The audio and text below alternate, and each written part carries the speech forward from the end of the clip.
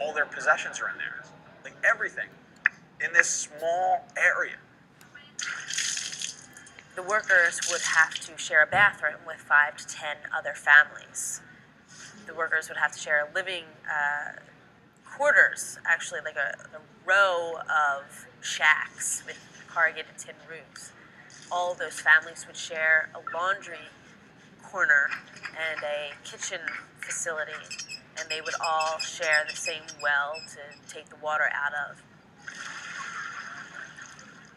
$1.25 a day after you've paid for your rent, water, electricity, any major transportation costs, you're going to be left on average with roughly 7,000 rupiah per day. What the hell does that mean? That's going to buy you 2 simple meals of rice and vegetables, a bag of peanuts, a bottle of iced tea, and some dish detergent.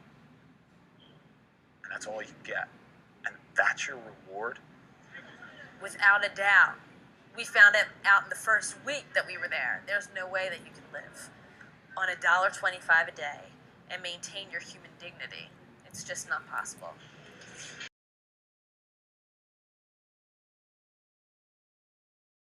So my name is Jesse Strecker. I'm the Executive Director of Rhode Island Jobs with Justice.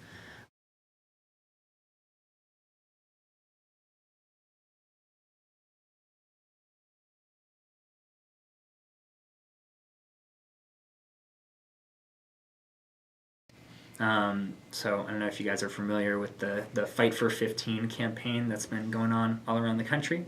Fast food workers all around the U.S. have been going out on strike and participating in other public actions saying that making minimum wage is not okay, that they can't survive on a $7.25 an hour salary. Workers were organizing, they went out on strike in New York for a day saying we deserve $15 an hour. Where parents, community members, people who, despite their best efforts, there are just no other employment opportunities available for them. Our economy is shifting to a service economy.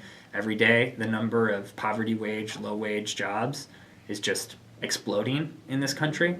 Manufacturing is getting shipped overseas to places where they can pay people, a nickel an hour. They can pay kids, poverty wages or, $1 a day to work on dangerous machines. Joanne called us directly saying, I've been working at Wendy's for 5 years. I make $8.20 an hour. I'm a mother. I have 3 kids. I can't survive on $8.20 an hour. So we've been supporting those workers, and we just did a public action at a Wendy's out in Warwick a week ago today. We're working with a woman through on the power campaign that I was talking about, making sure that immigrant workers are free from retaliation by their employers when they take legal action to stand up for their rights at work. And so we were working with this woman who had thousands of dollars stolen from her by her employer. And she came, she had filed a claim with the Department of Labor. She had been, in communication with her employer, trying to pressure her employer. And she came to, we were doing some recruitment for the power committees. We were calling it like the retaliated workers committee, people acting together to stop these kinds of abuses. And I think that she just put it really well, is that by her standing up and taking a stand against that kind of abuse, and going out and telling other people about it, and actually showing other people that at the end of the day she won her case, she's showing to other people that it is possible.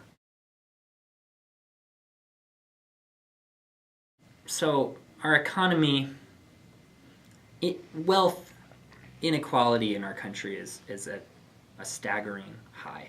For the first time in history, the CEO of a company makes 1,000 times more than their average employee, and that's at Walmart. The Walton family, who owns Walmart, who have done a phenomenal job exploiting cheap labor, now make their family, about 4 people I think, own, I want to say, and I don't quote me on this, but something like they own like approximately the same amount of wealth as the bottom 40% of people in our country today. This one family, right? And what's the cost of that? So their clothes are made in sweatshops in Bangladesh, like the ones that collapsed a few years ago. You know, they're made in factories where people are, you know, working under extremely unsafe conditions. Factories like the one in Bangladesh that collapsed a few years ago, literally killing thousands of people. Thousands of people died in this recent factory collapse in Bangladesh, the largest worker safety accident in human history. They're literally buying their food from corporations or, you know, people along their supply chain, like the CJ's Seafood company based out of Louisiana, that are literally locking people inside of factories, forcing people to work shifts that are like 18, 20 hours long, and threatening people with shovels, like threatening to beat people with shovels if they don't like continue to do the work that their employers are wanting them to do. Their workers are making minimum wage. You know, the people who actually work at the store are making minimum wage. Now, if that's what's called efficiency, I don't know if that's what I want.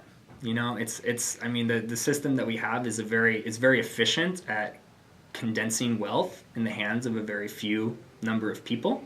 It's done an incredible job at that. It hasn't done a great job at really, you know, lifting people out of poverty in a serious way.